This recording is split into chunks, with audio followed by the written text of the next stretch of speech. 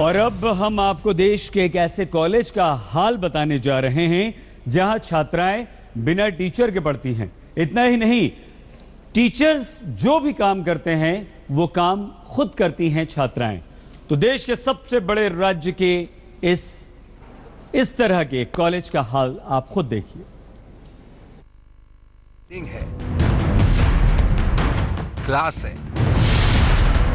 छात्राएं हैं, कॉलेज है, पर टीचर नहीं।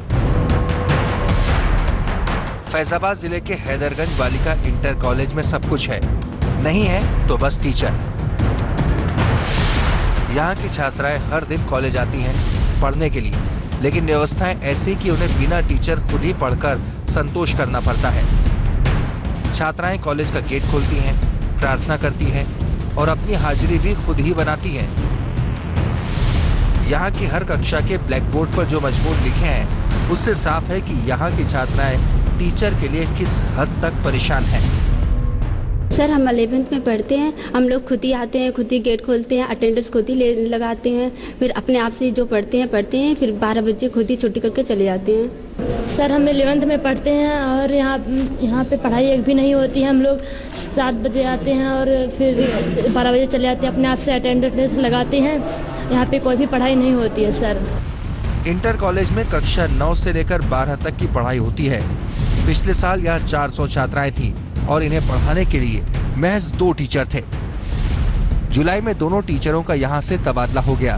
तब से ये कॉलेज बिना टीचर के ही चल रहा है। अब तो छात्राओं की संख्या भी घटकर 200 रह गई है।